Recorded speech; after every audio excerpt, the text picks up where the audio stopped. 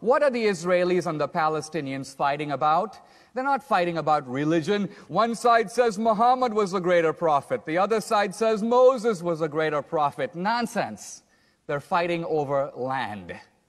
The Hindus and Muslims are fighting over Kashmir. Even in Northern Ireland, they're not fighting over the Eucharist or transubstantiation. There's a joke about a guy who comes out of his house in Belfast, and someone jumps behind him and puts a gun to his head and says, Catholic or Protestant? And the guy goes, well, actually, I'm an atheist. And the voice says, Catholic atheist or Protestant atheist? The point here is that religion doesn't have that much to do with it. Now, if you look at history, I consider myself an educated guy. If someone had said to me a few years ago, Dinesh, how many people were killed in the Salem witch trials? I would say, I'm not sure, but, I read Arthur Miller's The Crucible in college, and it's a big spot on American history. I don't know, hundreds, maybe thousands. Well, how many people were killed in the Inquisition? Well, that was kind of a biggie. The Spanish Inquisition, which was the most notorious, probably killed, hundreds of thousands, millions. The truth of it is that if you look at history, and there's now a wide and reliable scholarship on all this, I would recommend Henry Kamen's book on the Inquisition. He's considered the greatest living authority on the subject. He points out that the Spanish Inquisition, over a period of 350 years, killed approximately 2,000 people. I'm not exactly a math major, but by my count, that's about 5 guys a year. Now, that's about as many as Pol Pot killed on a good afternoon. My point is, here you have the Inquisition. Well, what about the Salem witch trials? All you have to do is go to Salem. The witches are really thriving. Most of them are now tourist guides. And if you pick up one of their brochures, you'll see right away the number of people killed in the Salem witch trials was in fact precisely 18. Now, that's 18 too many, or 2018 too many, but look, let's keep a little sense of proportion or balance. While the atheists are crying crocodile tears over the crimes of Christianity that occurred 200, 500, or in the case of the Crusades, 1,000 years ago, crimes that, by the way, are unrepeatable today. We're not exactly going to have the Salem witch trials here in Pasadena next week. Meanwhile, the atheists completely ignore and duck and try to get out from under the crimes of atheist regimes, which are not ancient. In fact, they have occurred within living memory in the last century. I'm not just talking about Stalin in Russia or Mao in China or the Nazi regime. True, if you bring those three together, those three regimes in the space of a mere 5 decades killed no fewer than 100 million people.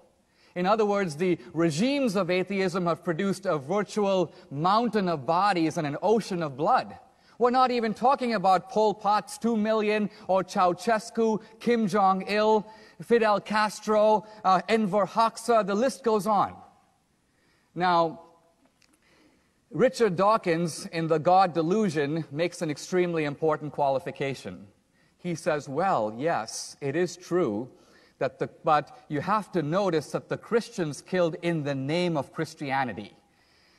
You may have had tyrants who were atheists, but they really didn't kill in the name of atheism. Now, Dawkins is actually an accomplished biologist, but I think that there are some dangers to letting a biologist leave the lab. And why? Because here is a guy who's straying out of his field, reveals a complete ignorance of history. All you have to do is read the Communist Manifesto. All you have to know is a little bit about these different regimes to see right away that this wasn't a matter of having a dictator who happened to be atheist. The whole idea in Marx is that religion is the opium of the people. The whole idea is to create a new society, a new man, and a new utopia, liberated from the shackles of traditional religion and traditional morality.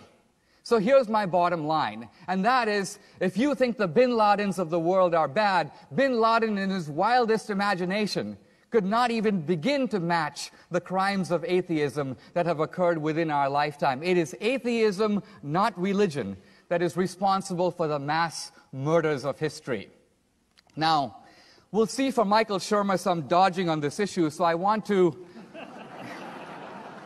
just want to preempt this as I conclude by reading you a line from Daniel Dennett in his book, Breaking the Spell.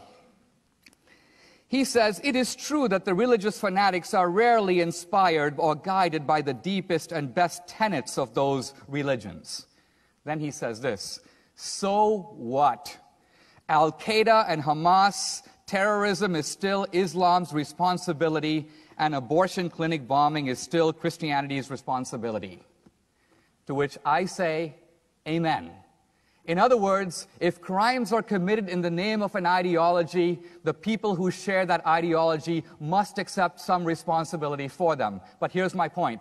Let's be a little even-handed about that. If that is true of religion, it is also true of atheism. The atheists don't get to dodge and say, well, really, but we wouldn't do that. We're such nice people.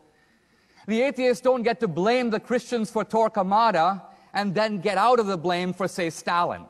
We have to use a single standard in this argument. So I think at the end of the day, we will find that there is good and there is evil. It is, of course, in human nature. We're going to see it everywhere. But if you toll up a little bit of a balance sheet, I think you see that our civilization, including the values that those of you who are secular cherish, wouldn't be there if it wasn't for Christianity. In this sense, I think you can say, even if reluctantly, even Michael Shermer, thank God for Christianity. Thank you very much.